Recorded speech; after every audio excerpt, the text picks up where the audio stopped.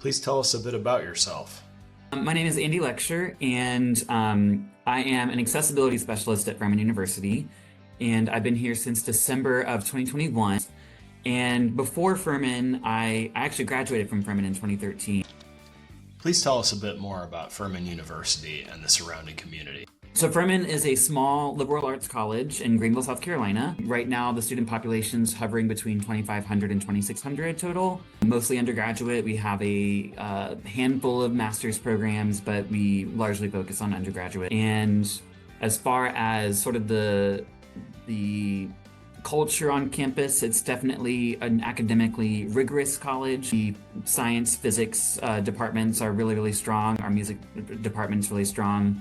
Those are sort of what put us on the map, but no matter what you major in at Furman, it's going to be academically very challenging. And so we have a lot of students coming in who don't really need a lot of academic supports, but maybe just need some study strategy. Maybe they didn't have to study in high school. That's pretty typical of students here. And so their first couple of years, maybe they're having to sort of develop those skills.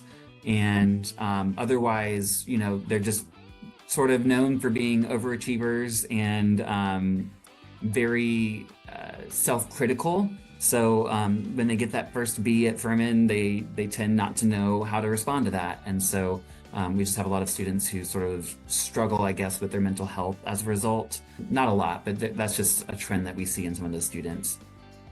Now please tell us a bit about the FIND Furman program. And so specifically what I'm doing at Furman, the first thing that my boss sort of charged me with doing was creating a first-year support for students on the spectrum or who otherwise identify as neurodivergent. And so we just completed our second year of that program. It's called FIND Furman, which stands for Fostering Inclusion for Neurodiversity. What types of support services does FIND Furman provide? Right now, we're focused on pairing them up with peer mentors, moving them in early for early orientation. And then throughout the year, we have social events and we have a study hall to sort of help them build skills and hobbies, really, and build that network of peers that they relate with and may identify with and make those connections. And then throughout the year, we just sort of meet one-on-one with me to get whatever supports they might need. For some of them, that's academic. For some of them, that's social. It can sort of vary on what they want. And the thing that makes our program, I think, a little bit unique compared to a lot of the other ones that I've done, because I did a little bit of research on college autism support programs. And ours is free, so that's sort of one thing that makes us unique, but it's also sort of optional. So we don't force or require our students to engage with certain aspects of our program. We sort of put our offerings out there and say, come to whatever you feel like you want, so that you can sort of pick and choose how you engage with our program and you can sort of choose what supports that you're getting. And a lot of the research I've done has shown that most programs have some sort of required aspect of it. And we just found that with the students we're getting at Furman, it didn't make sense to require those things because most of them are going to have not a lot of academic challenges per se, and may just need that social piece, or maybe flip that and maybe this is the first time that they do want to sort of explore social connection, and so they might have that, but then the academic piece is the part that they really need more support with. How large is the FIND Furman program? And so each year we sort of open it up to 10 students in each year's cohort. But with that being said, we've never had that many. And if we do hit 10 students, then we would certainly be open to adding more if needed on a case-by-case basis. So it's not a hard number, but it's just to make sure that we're not overextending ourselves right away, because we're still sort of finding what works with the program, what we need to build out a little bit, and sort of fine-tuning what we do. How much interaction do students have with the FIND Furman team? So FIND Furman provides students with one-on-one support with me. I've had students in the past who just want feedback on social interactions that they've had. I've had other students who want to do social skills training. I will say social skills training is a term I find a little bit, controversial. Because there's a lot of talk around how with people who have autism, the need to mask and code switch all the time can be very draining and exhausting. And so What I'm focused on as my support role is not necessarily like this is how you socialize, because there's no one correct way to express and communicate yourself. Rather, it's more leaning into your strengths and finding ways that you can communicate comfortably being yourself. So it's not necessarily this is how you make eye contact and this is how you read social cues. That's tends to come into the conversation, and students do want that, and if they ask for it, I'm happy to give it. So it's more holistic. It's not necessarily focused on one area, but we sort of get into just their individual struggles and challenges, and I help the student to navigate that by just asking them questions so they can come to their own solutions, because they're the experts in their own lives. And so I don't want to seek to tell them how to do things. It's more, okay, what do you think about this? And just asking the questions to get them thinking about it. Do you offer academic supports to students? As far as like academic tutoring, they can get that from me. They generally do, but we do have an office on campus for all students called the Center for Academic Success, and any student can make an appointment there. I will say typically that if they disclose that they are neurodivergent or specifically on the spectrum, their office will typically reach out to me to connect them with me, because they find that I'm going to be a little bit better as far as supports for them, because I'm just more experienced with working with people on the spectrum. But that is available for all students, and they may choose to decline that and just meet with them instead. We do have tutoring as well within that same office. It's called the Peer Assisted Learning Program, or PAL for short. And that's just a program where tutors offer one-on-one tutoring or group tutoring, and students can go anytime to schedule that or look at what's being offered on their calendar. Executive functioning sort of ties in with that as well, with the academic coaching side of things. So I do that with my students, but the academic success office does that as well. So it could be students wanting to go in and get accountability or just help with their time management, things like that. Students are also offered classes about how to succeed in college and select a major, correct? It is now, this is the second year that we've had it as a requirement for all students, first-year students and second-year students. It's a 4-semester sort of course that they take, and it's a 1-hour course each semester. In all 4 semesters, they stay with their same classmates, so it's a cohort for those 2 years. And initially, it's sort of college 101, welcome to college. This is how to be successful in college, how to study, how to, engage with your professors and things like that.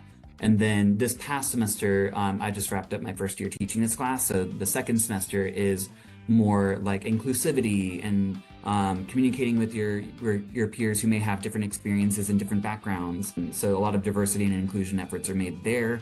And then the sophomore year becomes more career exploration, major exploration. If they haven't already declared a major at that point, that's when we're really getting into how to find something that will suit you or interest you. We may get them connected with their career advising office as well. And that's called the Malone Center. And the Malone Center will match a student with a career advisor, and they will help them either select a major or get connected with people in the workforce that they can sort of explore careers with. They have a lot of supports there to help get students sort of matched with a career that will be a good fit for them. So the students that I'm teaching in that class are also my advisees. And so because we have that for all students, I don't necessarily include academic advising formally with FIND Furman, but I have found that there are individual students within the program who may have a disconnect with their advisor because the advisor doesn't know how to really communicate in a way that is helpful for that student. Just happy to provide that advising sort of informally that way as well. So it's not formally part of our program, but it's something that I have, the knowledge and expertise in. So if it's something that they need, I'm happy to provide that. What types of housing options are available? So as far as housing at Furman, we have a 4-year residency requirement. So all students are required to live on campus. We do make exceptions for like medical needs, but the vast majority of students do live on campus for their 4 years here. And first-year students we're just finishing construction on a new residence hall that is strictly just for first-year students. And so all first-year students live in this sort of cluster of housing that will be in that area. We call it South Housing because it's on the southern side of campus. But so all first-year students live in those dorms. And as far as like getting a single room or other accommodations, that's something that we have on campus as well. Those are allowed, but again, they work with our office, with SOAR, to get those approved and get those sort of set up from that angle.